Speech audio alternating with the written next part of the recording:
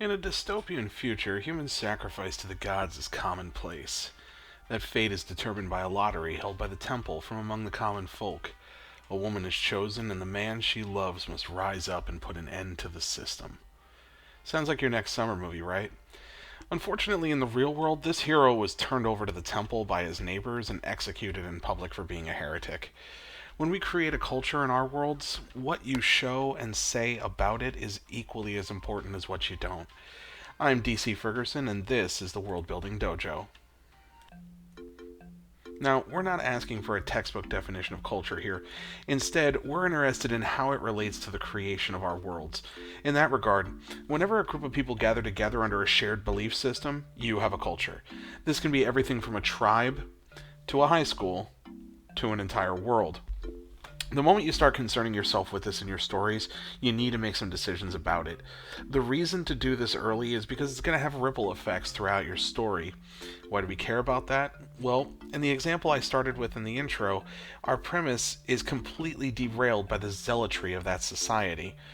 In a culture that rigidly believes in the necessity for human sacrifice to appease the gods and trusts the temple to carry out their divine will, the person that's bucking the system isn't a hero to them. As a matter of fact, he's an evil, blaspheming villain. Already, we've created a culture that at the beginning of the story has its potential to derail the hero's journey. This problem goes both ways. If you've seen my World Building Basics series, you'll recall I use the Hunger Games as an example a lot. And the reason for this isn't because of the hero's journey toward revolution for an unjust society. That part, the core plot, is totally fine. The part that was hardest to swallow was that a revolution didn't happen sooner in a society like that. The culture that accepts randomly drawn children into a battle to the death to watch on television is a society you're going to need to give me a lot of background to believe in. How does a tyrannical culture like this form? When is it too much? To ask a question I've asked before, at what point does a guy go to the evil leader and say, the way that we maintain control of these people is by randomly taking children and making them fight to the death on television? And everybody replies that that's a great idea. Like it won't end poorly. Like messing with someone's children won't immediately create a revolt from the very first Hunger Games. In this regard, culture in your world building is a funny beast. If the culture is too opposed to the morality of your hero, there's a disconnect from your audience from the culture. If the hero is too opposed to the morality of the culture, they're a villain in their own society. So we're trying to find the balance where we don't make either our culture or our protagonist too hard to believe. That's right, we're all about suspension of disbelief again. As with all things world building, there are no real rules, only guidelines that make us think critically about our stories. So, can there be exceptions to what we just discussed? Can we have a culture or society so heinous to our senses, yet a hero that bucks that system? Well, sure. We actually had that in a recent example in a deep cut talking about Harrison Bergeron, a genius in an egalitarian society that forcibly keeps everyone at the same C student level of intelligence is opposed to that system, and the ultimate revolution that he sparks is at the cost of his own life. It's still a dystopian story with a dystopian society, and it's one you can kinda sorta believe in if you don't put the society too hard under the microscope. I bring that example back up because the martyrdom aspect of that story shows how well breaking the rule plays into tragedy. In the grand scheme of things, that one sane man in an insane world might sound like a hero's journey on paper, but the reality is usually a little more depressing. The reason for that is that with any culture, some people will define themselves by their cultural identity and hold fast to it, and they will kill or die for it.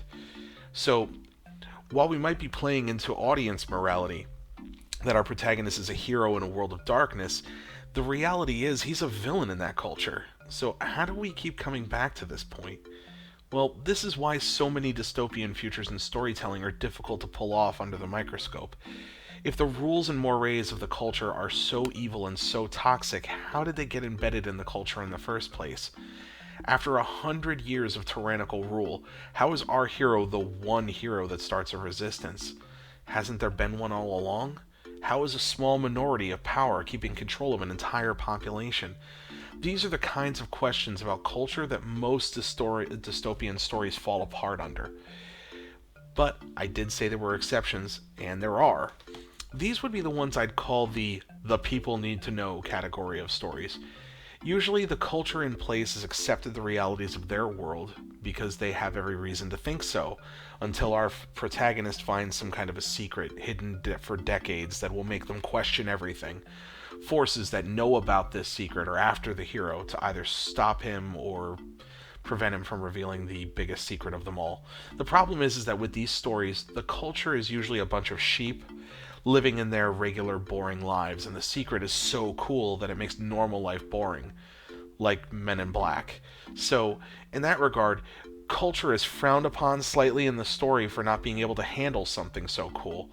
We don't care about culture in this example, so we don't build it up very well.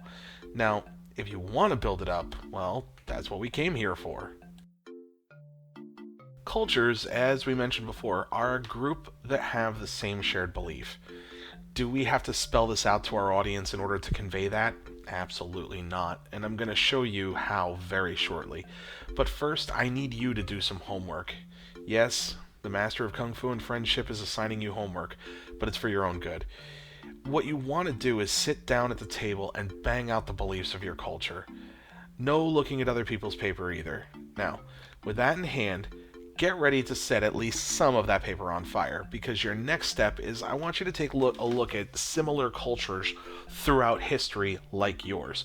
What you're going to find is that some of the things that you wrote don't hold up or can be flat out contradictory. Be critical and be merciless in your cuts. We have several millennia worth of historical record to understand how cultures operated and what their core belief structures were. And there's plenty of room to play in there without going off the rails. Check out my previous world building basics videos for some of the tips on crafting there as well. The memories. Now, we have our culture's belief system. How do we convey that to an audience? The answer is simpler than you think. It's in everything our characters say and do. It is not, I repeat, not in info dumps or exposition. Narration can help a great deal to set the pace and tone. But don't think for 1 second that your first paragraph has to start off with, "It was a dark and stormy night in the capital city of Angluk, which was founded in 2479 by a group of settlers that believed there was something better out there." Don't feel pressured to explain. Your world is cool. Give people time to look around and see it on their own, too. So, let's look at a stripped down version. Once again, we're using an example from a recent video, and again, it's for a completely different topic. Go figure. So, we're talking about The Breakfast Club again, because this is a film about 5 aliens from across the galaxy representing their culture, and they are forced to learn to coexist with each other. In so doing, they become allies. Wait, what? Well, it sounds silly, but it's true. If we watch the film, all 5 of the primary protagonists are basically representatives of a different culture in their high school. Each of them in the film mentions their friends who share similar interests and tastes, the difficulty of living by the code and rules of that society, and so forth. Yes, high school is a microcosm, and you could say, "But DC, those are not cultures, those are cliques."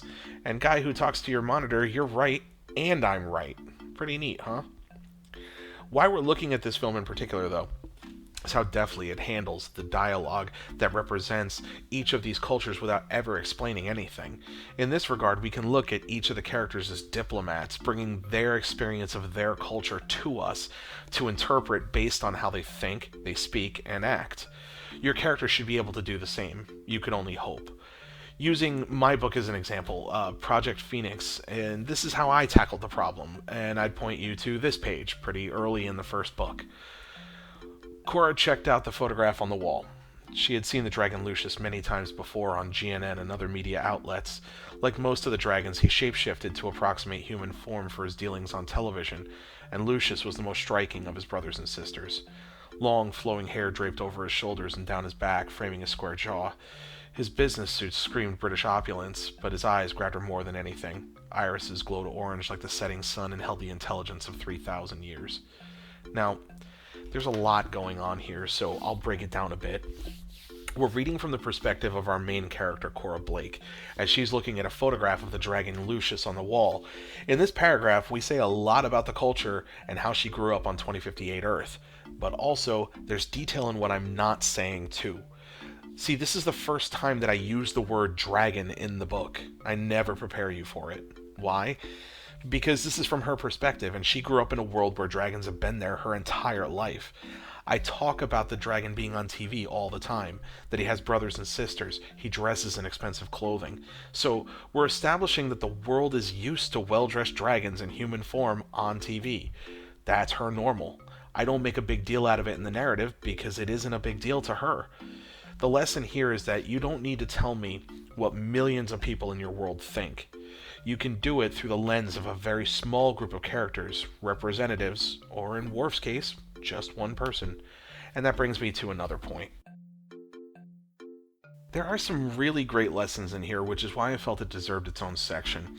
When you're determining your culture in the way that it behaves and acts, you want to make sure that you're drawing a distinction between biological and cultural differences. Now, this mainly impacts sci-fi and fantasy worlds, but anytime you're making a biological difference in a group of people, it doesn't affect them the same way. What do we mean by this? Well, the alien on the left here is saying that lettuce is poison to his people. This is a biological difference. This is the same thing as you and I saying, well, if I eat Tide Pods, I'll die. To most of us, that's a common sense thing and in no way defines our culture. Now, on the right here, our alien is saying that dinner is a sacred time for his people. That's a cultural difference. There's an event in their past here that shaped that point of view, and it was adopted by the culture and passed on through tradition. Now, when you're crafting a story that has a good deal of multiculturalism, such as your Star Treks, it's not enough to simply point out the differences between our alien races. The differences we're citing to contrast two people's cultures are the ones that are steeped in tradition and define those people with a cultural identity. Now, this doesn't mean that the individual in our story necessarily practices those traditions and beliefs. They may not even agree with them at all. But that's why individuals serve our stories. Culture, as with all good world building, is the backdrop. It never takes center stage. So if you're telling me about a world that you built, and the first thing you mention is why it's so different from ours, my first question is going to be, what's your story though? We need to fit it in its proper place, because the story always comes first. That said, how do we make a good culture? Well, you take the good, you take the bad, you take them both, and there you have... Yeah, I really just did that. No judging. With a realistic or believable culture being our aim, we look to shared beliefs. I'd strongly encourage you again to take a look back at the World Building Basics videos for tips on establishing things like law, religion, and politics. All of these things are threads in the tapestry that is your amazing, diverse culture. And while I did touch on it in those videos, I'm going to expand on it here. Not everything about your culture is super awesome and diverse. That's right, no utopian societies for you. Why? Because it's boring.